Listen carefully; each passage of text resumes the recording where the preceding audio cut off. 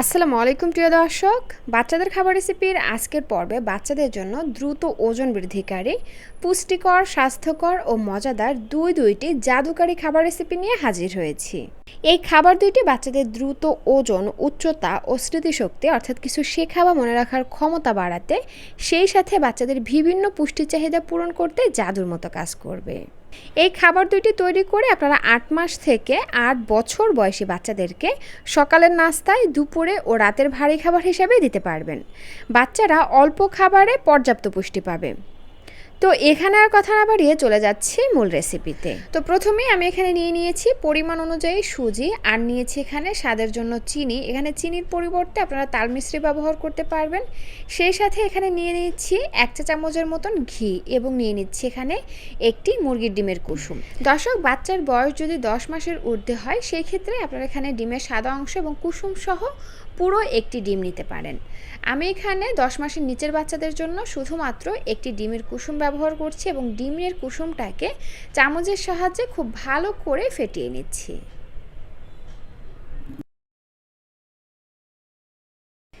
এখানে আরও লাগবে পর্যাপ্ত পরিমাণে লিকুইড গরুর দুধ। যে সকল বাচ্চাদের খাদ্য তালিকায় এখন পর্যন্ত গরুর দুধ যুক্ত করেন নাই, বিশেষ করে 1 বছরের নিচের বাচ্চাদের ক্ষেত্রে এখানে গরুর দুধের পরিবর্তে নর্মাল বিশুদ্ধ খাবার পানি ব্যবহার করবেন।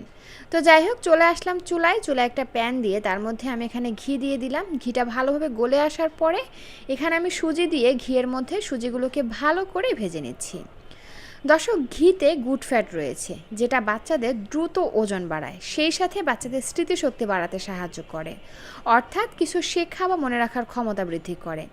তো এজন্য কিন্তু ডাক্তার বা পুষ্টিবিদরা 6 মাসের পর থেকেই বাচ্চাদের খাবারে একটু একটু করে ঘি যুক্ত করতে বলেন।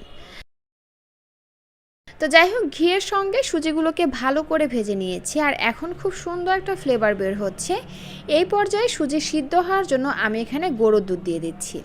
আমি আবারও বলছি, যে সকল বাচ্চাদের খাদ্য তালিকায় এখন পর্যন্ত গরুর দুধ যুক্ত করেন নাই, তাদের ক্ষেত্রে এখানে গরুর দুধের পরিবর্তে নর্মাল বিশুদ্ধ খাবার পানি দিয়ে এই খাবারটি রান্না করবেন। জাস্ট এতটুকু পার্থক্য থাকবে, আর সব কিছু কিন্তু একই থাকবে। তো যাই হোক, এই তো নেড়ে চেড়ে ভালো করে মিশিয়ে নিচ্ছি, এবং ভালোভাবে মিশিয়ে নেওয়া হয়ে গেলে আমি সুন্দর একটা ফ্লেভারের জন্য এখানে একটি এলাচ আর 1 টুকরো দারুচিনি দিয়ে দেব।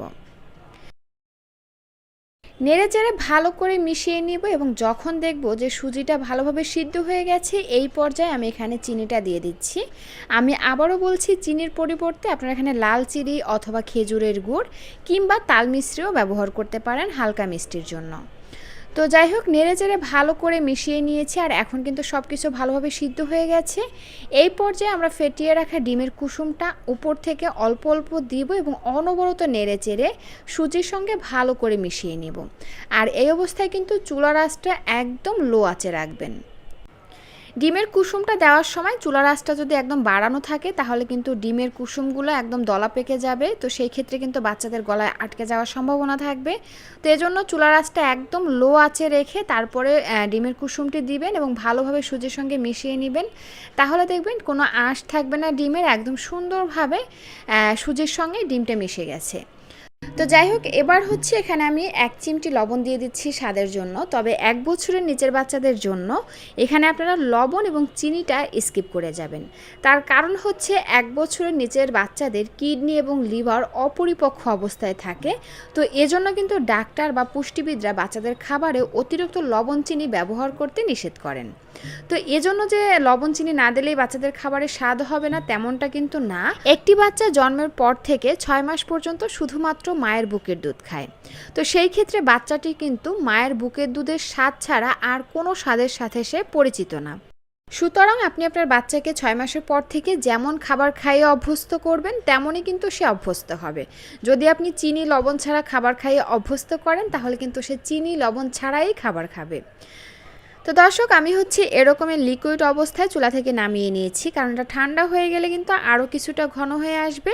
আর এই তো তৈরি হয়ে গেল বাচ্চাদের জন্য হাই প্রোটিন সমৃদ্ধ একটি সুজির রেসিপি।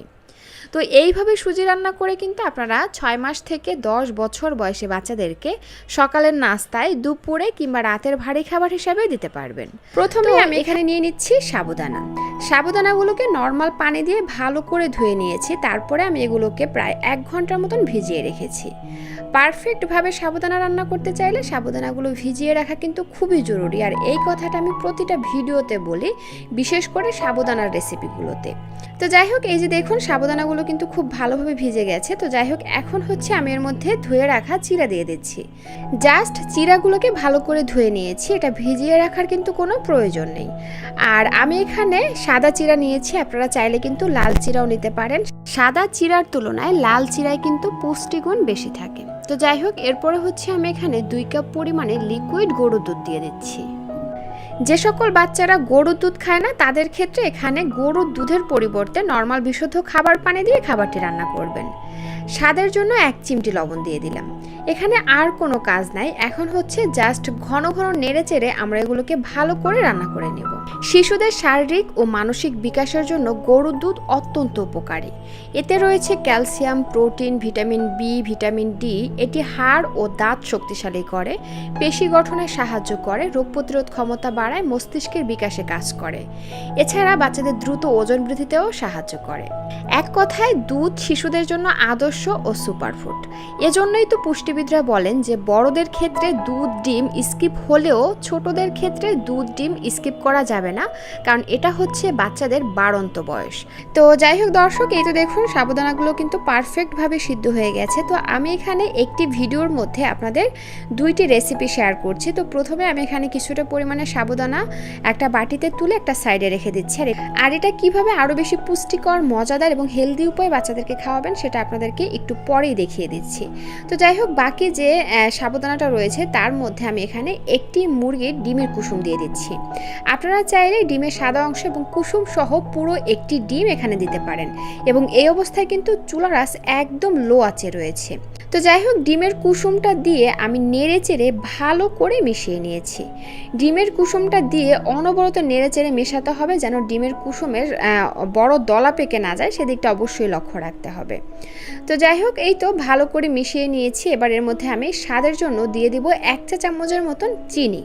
আপনারা এখানে চিনির পরিবর্তে তাল মিশ্রি, খেজুরের গুড় ইত্যাদি ব্যবহার করতে পারেন মিষ্টি স্বাদের জন্য।